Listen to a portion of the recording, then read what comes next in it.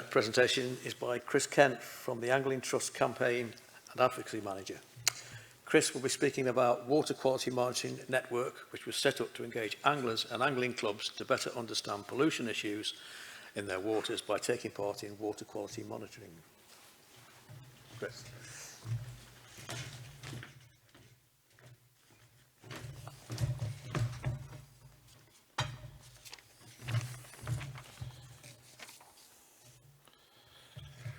Hi, my name's Kristian Kent and I work for the Angling Trust.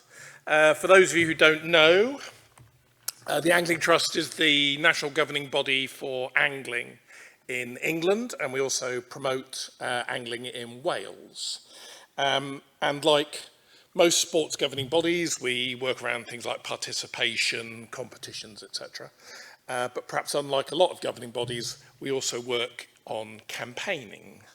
And that's the area that I work in. Now, first of all, I'm not a scientist, I'm not an ecologist, I am an angler. And as an angler, what I dream about is casting to free rising fish on pristine rivers full of invertebrates with dippers, kingfishers and otters all around me. Unfortunately, for many anglers, that is not what they experience. Often what they experience are rivers full of litter, full of agricultural waste, full of sewage litter, which for the uninformed is all of those things that you put down the toilet that you shouldn't. Unfortunately, many anglers have to deal with discharge from combined sewer overflows, where raw sewage goes into their rivers, and the consequences thereof. So excess sediment, sewage fungus and algal blooms, all of which can ultimately lead to dead and dying fish. Now, today you've listened to lots of people talking about the challenges that our rivers face, and those issues are myriad, but probably primary among those is water quality and pollution. And just scanning through the recent media, I've seen stories about road runoff with chalk stream sediments containing heavy metals and arsenic. We've heard about pharmaceuticals, we've heard about chemicals and chemical cocktails, we've heard about forever chemicals and microplastics. So sometimes it can get a little bit depressing if you're an angler. What's really depressing is this isn't a modern issue.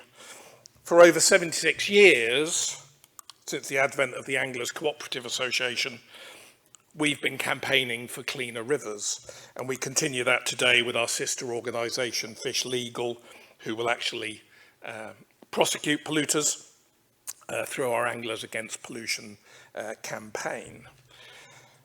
Now, anglers are passionate about the places that they fish, but often the problem they face is that there's very little information about the state of those waters.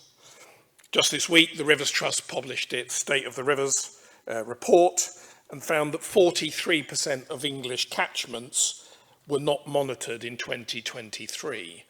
So the problem is often we just don't have the facts and figures to be able to make good informed decisions about the way we manage our fisheries. So we decided that we should do something about it. Back in 2021, ITV Central News did an expose article on poor water quality in the Midlands, and this gentleman, Glyn Marshall, saw the report, decided that he would go out and see what his local rivers were like, particularly the Severn at Worcester, and discovered that it was full of things that shouldn't be there. Glyn was very upset. He came to us at the Angling Trust, said we ought to do something about it, so they employed me. And my job was to launch the Water Quality Monitoring Network, which we did in May 2022 on the River Severn, and on the success of that, rolled it out nationally in July of that year. The Water Quality Monitoring Network has a very simple aim. First of all, to engage anglers in understanding the state of their rivers by providing them with good, meaningful data, but perhaps more importantly, to be able to use that data to some good effect by hopefully helping to address the pollution that is blighting their rivers. Now, the problem with pollution is that there are many different forms of pollution that affect our rivers and many different impacts that they can have. Because we're fighting for fish and fishing, as well as the riparian environment, our primary concern has been nutrient enrichment, eutrophication, and the impacts that can have, particularly in terms of algal blooms. So our focus was what nutrients are out there.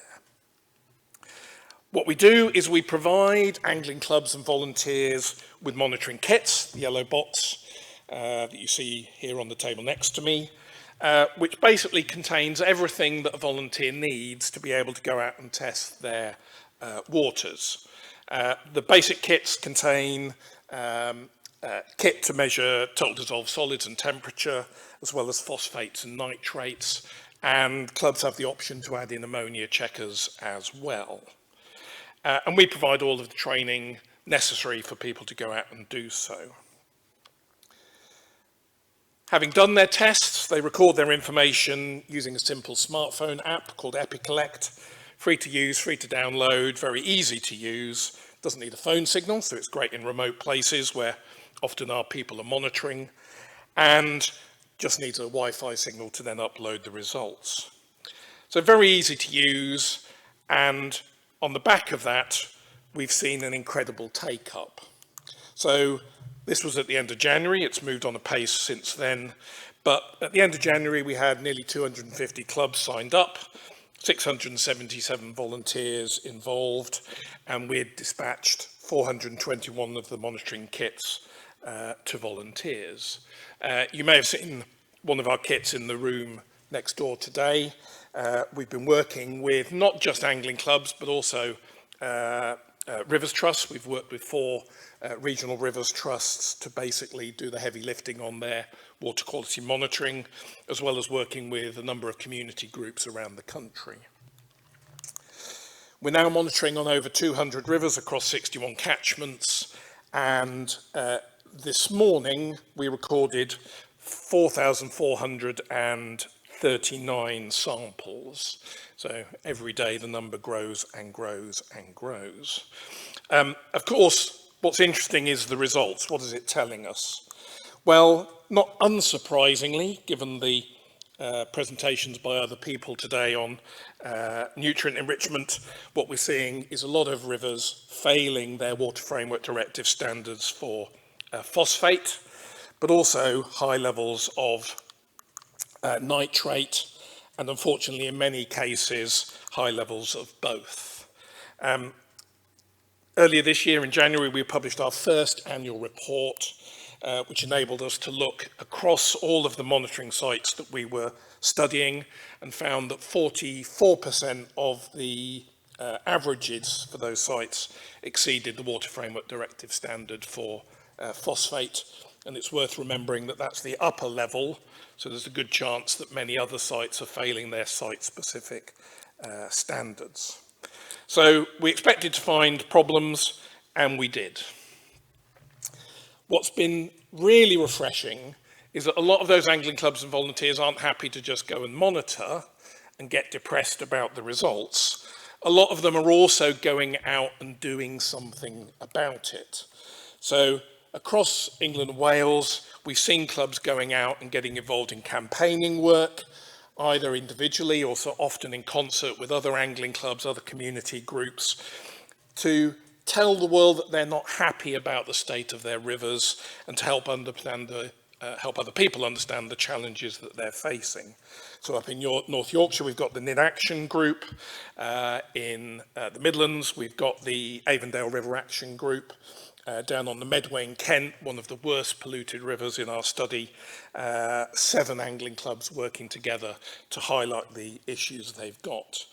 But not just going out and campaigning, also trying to find ways to make things better.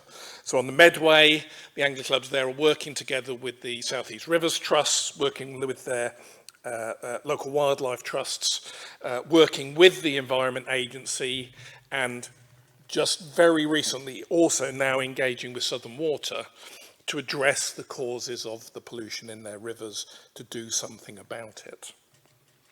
So it's not just data, it's now leading to action on the ground.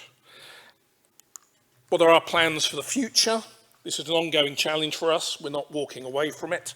We want to continue to grow the water quality monitoring network. We also want to better support our volunteers with those next steps and what they can do with the data they have. So we're developing a suite of resources around campaigning and fundraising to enable them to take action.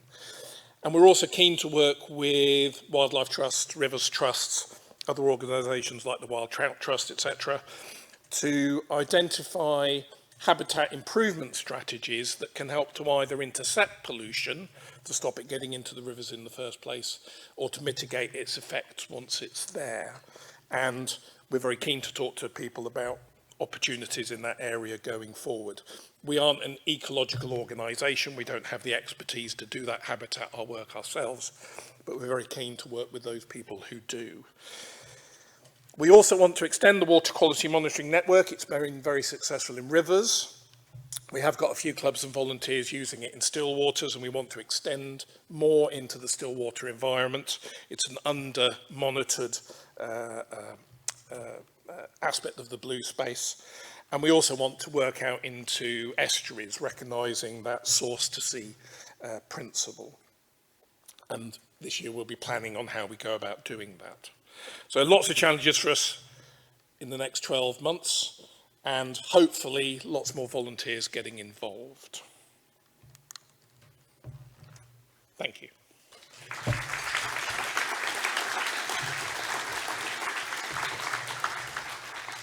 And in under time.